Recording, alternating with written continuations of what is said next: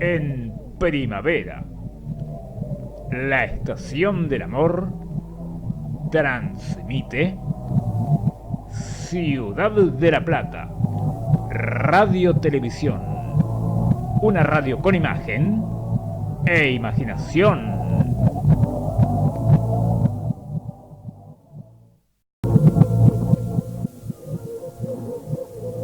El poder de la nostalgia, con la música de aquellos años,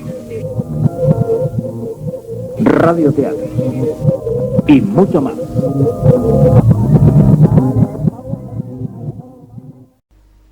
Testimonios del ayer. Un tranvía llamado Nostalgia. La ciudad fue creciendo casi sin darnos cuenta. De pronto, es una urbe más complicada y fría. Se fueron, tras el tiempo, sus carruajes, su encanto de muchacha, su quietud pueblerina.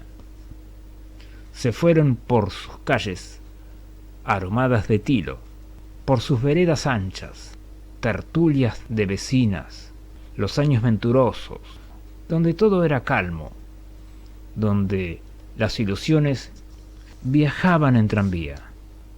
Jesús Michenberg, motorman. El tranvía era como un paseo. Y sí, para muchos, el pasado era mejor que el presente. En contraposición con los que defienden las ventajas del progreso, indeteniblemente, este avanza a pesar de los primeros y queda solamente la nostalgia del recuerdo. ¿Te acordás de los carnavales? ¿De los corsos de la calle 7? ¿Te acordás del cine Princesa o del París? ¿Del tranvía que cruzaba la ciudad con su talán-talán?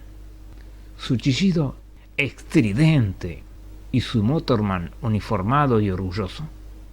Precisamente, hablando de la Fundación de La Plata, cuando, a pesar de la crisis recesiva, es indudable que la ciudad tiene ya una fisonomía progresista, con altos edificios, un tránsito endiablado, al decir de algunos, y una actividad comercial que dista mucho de aquella incipiente y tímida de las primeras décadas del siglo XX. Es lindo regresar al pasado, evocando un elemento distintivo e inolvidable para los platenses que peinan canas. El tranvía fue, en efecto, el medio de transporte más seguro y económico con que contaba la población, y aún hay quienes sostienen que fue un error el haberlo sacado de circulación.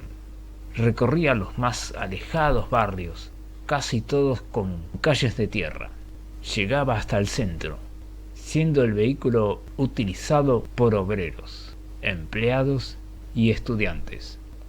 Jesús Michenberg fue uno de los motorman, y a sus 70 y tantos años todavía trabajaba en una concesionaria de automóviles, porque la jubilación no alcanzaba para nada, y allí fue ubicado para que hablara de aquella época en que desde la plataforma delantera del tranvía recorría la ciudad durante varias horas al día.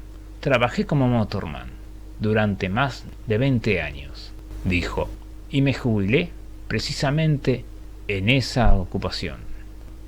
Cuando empecé, la ciudad no era ni siquiera parecida a lo que es ahora. Como nacer, nací en Azul, pero vine de muy chico acá. Me acuerdo que iba a la escuela que está en 16 y 47. Lo que más me gustaba de ese tiempo era el silencio, la paz que se respiraba. Al mismo tiempo, y como es mi casa, hacía falta el dinero. Me empleé de mandadero en casa de la familia Castañares de Marín, en la calle 15 entre 45 y 46. Hacía los mandados y ayudaba en los quehaceres. Eso se acostumbraba mucho antes.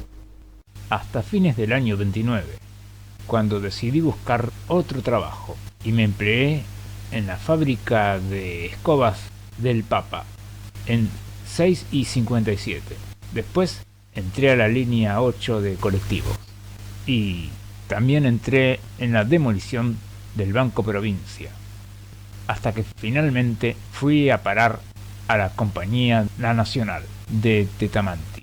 Practiqué para Motorman y me quedé allí hasta que me jubilé. Como le dije, la ciudad era muy diferente a lo que es ahora. La Plaza Moreno era un desierto de cascotes y piedras sueltas.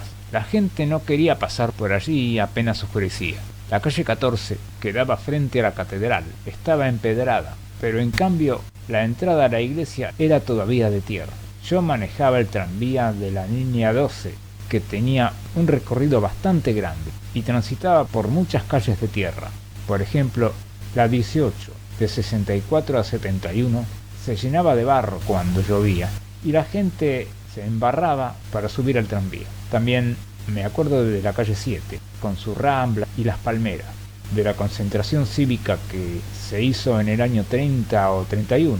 Vinieron gente de todas partes, en tren o a caballo. Estaban los radicales con los gorros blancos y los conservadores blancos. Yo los veía subido a una de las palmeras de la calle 7, como también veía a los policías de a caballo y con sus Mauser listos. En fin, me acuerdo de Gatti Chávez, que estaba donde ahora hay un banco en 7 y 50, de los conventillos del barrio Hipódromo y de tantas cosas que ya no están. Obviamente que la vida era más tranquila antes. Claro, si yo digo que cuando yo manejaba y tenía que bajar algún anciano o una señora con una criatura, paraba el tranvía y los ayudaba a cruzar la calle, los dejaba en la vereda y después seguía viaje. Ahora, por poco, los choferes los tiran a los pasajeros de los colectivos de apurados que van. El tranvía era antes casi como un paseo. Subían las señoras bien arregladas para ir al centro de compras o al cine, y el tiempo que duraba el trayecto conversaban animadamente entre sí. Nadie tenía apuro ni se llevaba por delante a nadie. Ahora todo está convulsionado. La antigua estación funcionaba en la actual terminal de ómnibus. Los 9 puntos. No era difícil manejar un tranvía. Había una velocidad que iba de 1 a 9 puntos, que equivalen a 55 kilómetros. Esta velocidad se usaba solo para los viajes de Berisso en el 25 o a Ensenada en el 4. Dentro de la ciudad se circulaba mucho más despacio, el mínimo de un punto, que es a paso de hombre. Era para cruzar los cambios sin riesgos de descarrilar. Los que recién empezábamos debíamos practicar durante un mes más o menos y después nos largaban a la calle. La primera línea que conducíamos era la 14, que le decían la Carecita, porque era la que tenía recorrido muy corto dentro de la ciudad. En ese tiempo se trabajaba durante 9 horas con un intervalo. Como todo era más tranquilo, no resultaba demasiado pesado. Mi sueldo, yo entré con 150 pesos y cuando salí para jubilarme cobraba 30.000. Pero fíjese que siempre me alcanzó para vivir y hasta para hacerme la casita en Citibel. Pude mantener a mi familia y educar a mis hijos, siempre con mi único trabajo. En cambio ahora, decía en aquel entonces, tengo una jubilación mínima que no me alcanza para vivir, mi mujer y yo. Así que tuve que emplearme aquí. Por suerte su salud lo ayudaba y pudo seguir trabajando. Gracias a Dios, choques, esas cosas, no tuve nunca. Solamente una vez, en 1 y 60. Yo venía de Berisso en el 25 y se cayó una persona con tan mala suerte que el tranvía lo apretó contra el cordón y falleció. En cuanto a anécdotas, conocí a algunos personajes notables como el doctor Balbín o al doctor Diego Bernardo. Es que eran las dos personas muy amables y simpáticas. Y también conocí a Perón y a Evita, una vez que vinieron a La Plata, a la Casa de Gobierno, para almorzar con el gobernador Domingo Mercante. En fin, eran otros tiempos en que el boleto costaba 10 centavos de ida y de vuelta.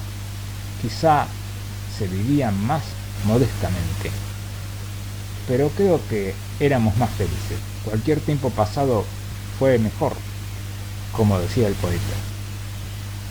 Lo cierto es que el tranvía pasó por la ciudad, camino al pasado, y que en esta nota, como un homenaje a la fundación, quisimos invocarlo a través de alguien que durante mucho tiempo fue dueño y señor de su manejo.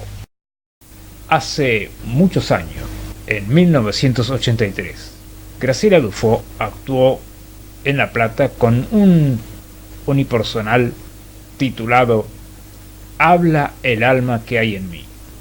Y uno de los poemas que recitó se va a escuchar ahora. Miguel Ángel Solá también escribe poemas. He seleccionado este porque creemos que es una mirada sobre la mujer amada interesante. Está dedicado a una actriz, por lo tanto me veo en la obligación de advertirles que no está dedicado a mí. Gracias a Dios. Es un día especial, día de definiciones, y me dispongo a anunciar mi amor, que voy a inmortalizar, a lanzar por mi virome para que todos se sepan. Será tan preciosa empresa la que intente concretar, aunque se opongan e implores, aunque griten y que lloren, que nada en el universo podrá hacerla naufragar. Pienso pintarse en 1000 lienzos con óleos y pintatina, acuarela y crayones, témperas y marcadores y lápices de colores. Pienso hacerte sencillita, tímida, complicada, neurótica, atravesada, tierna, sutil, vergonzosa, embarazada, flaquita, vestida, casi desnuda, casi vestida, llevando, trayendo algo, podando, regando plantas, estudiando sus libretos en la cama, en el espejo, en la mesa, en la cocina, en el baño, en la despensa, en el ropero, en el cielo, en la puerta, en la frontera, con patines, borceguíes, mocasines y chancletas. Te haré musa de las musas de mi musa inspiradora, madrina de todas ellas, también de sus sucesoras. Pienso, además, esculpirte en la madera, en la piedra, en el hierro, en el acero, en el plomo, en el mercurio, en el pan, en el cemento, en la manteca. Debajo un gran monumento que haré cantando, contento, contando tanto talento, con trompetas, trompeteando rimas forzosas, forzada, farragosa, fofa, fatua, que explique tanta ensalada sobre un tema. Un monumento. Te esculpiré toda entera y lo haré de tal manera que ni el vello de tu pubis se quede sin estatura. Busto al bello pubis tuyo será mi obra maestra, y así mi inmortalizada serás en todas las bocas. Serás grande y admirada, rica, viuda, estanciera, feliz, deseada, estatuada. Mi amor, estuve pensando que es mejor así, por vos, para que escribas tu historia, no como es, como quieras, y no te sientas atada a un pobre genio de artista que solo tiene un cincel, una pluma y un pincel para escribirse y pintar, para dibujarte y plasmar tus maravillas, tu ser. Por eso, amor, por todo eso, he decidido mudarme, mi amor. He decidido dejarte. Me voy unas 1000 semanas. Me voy a inmortalizarte. A islotes desconocidos, a tierra solitaria. Postdata, me llevo una secretaria que trabaje los domingos.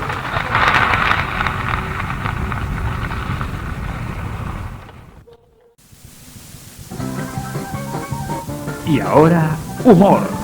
Pero humor delfino.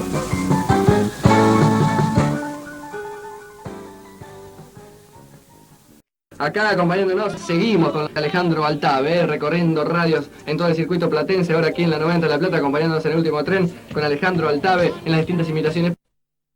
Yo estoy tan sentimentalmente solo que me dicen club de pesca, porque al final le bajé la caña a medio mundo. No hay problema. ¡Buah!